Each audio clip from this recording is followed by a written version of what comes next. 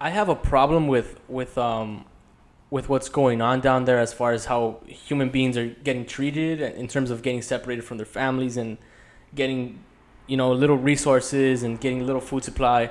I have a problem with all that stuff. But Yeah. I also have a problem with people calling them concentration camps because I really don't believe they're concentration camps. Yeah, I don't know where that term came from. To be honest, I didn't know about it until you mentioned it. It's all over the media, man. People it's- keep trying to convince me that these are concentration camps. that's what I'm talking about.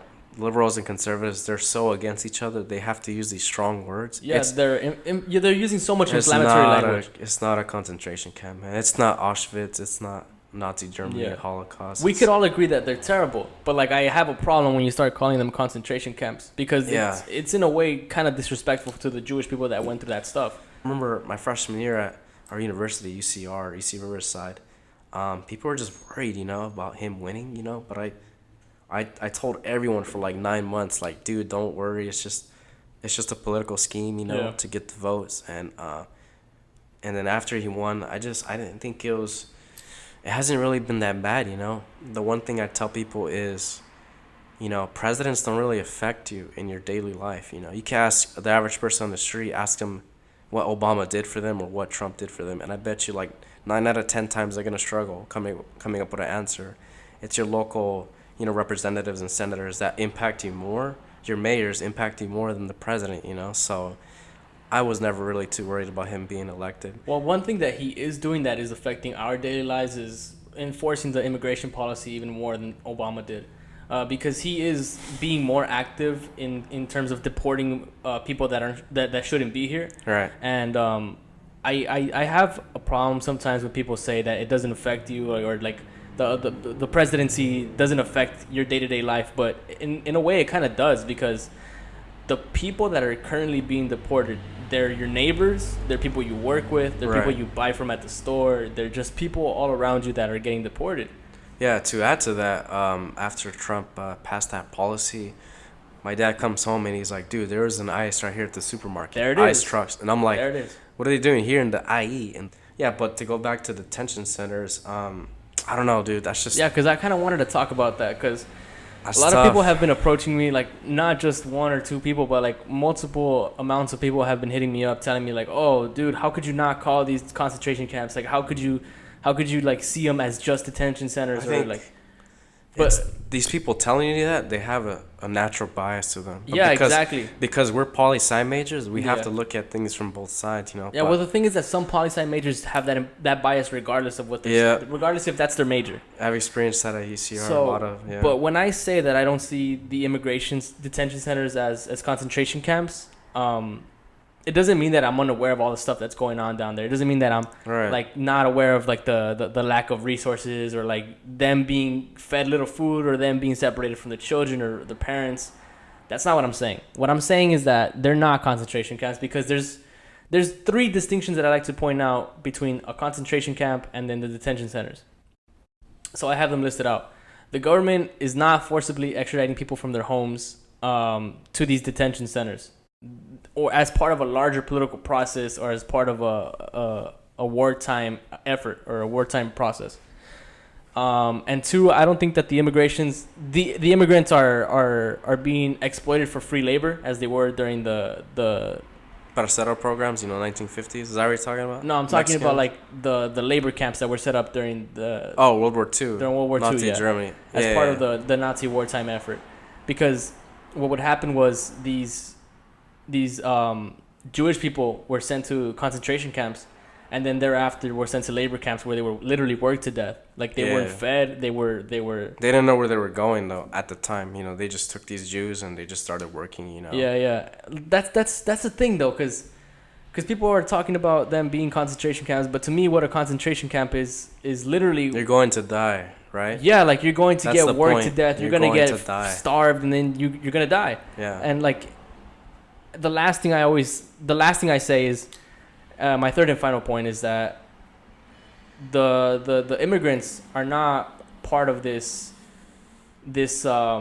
narrative. No, not part of this like agenda that the Nazis were trying to go through. Right. Like they're not part of this. It's called Hitler's final solution. All right. Or the solution to the Jewish problem. They're not part of something like that, which is definitely something worth considering when you're talking about them being like the concentration camps. Because the concentration camps were literally places where people were sent to so they could get exterminated. Like, they were put into large showers and then gassed to death. Yeah. And if they weren't gassed to death, they were worked to death or starved to death. You know what I mean? So concentration camps are literally extermination centers. And what these detention centers are basically underfunded prisons. My question is, are these people eventually released and they have to... Yeah, but they have to go through a trial. They have to go through a trial. Oh, that's right. I remember hearing about that. The only difference between what Donald Trump is doing and what Obama did during his presidency is that... The fuck was that? Just fireworks. Fireworks? Yeah.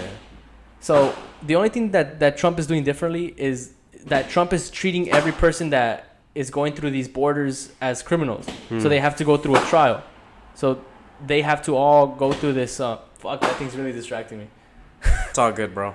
They have to go through a trial. They have to go through a trial, so they have to wait until their trial comes. And that takes time. So they have to stay in these detention centers until their trial's finished. Yeah. Damn, that sucks. So what did Obama do? He just... Well, he would keep them for a certain amount of time. He protected them with his... I remember he passed an executive order. Yeah. And so all these people can come out of the shadows, you know. But I mean, obviously when Trump came to office, he took that away, you know. He made that disappear.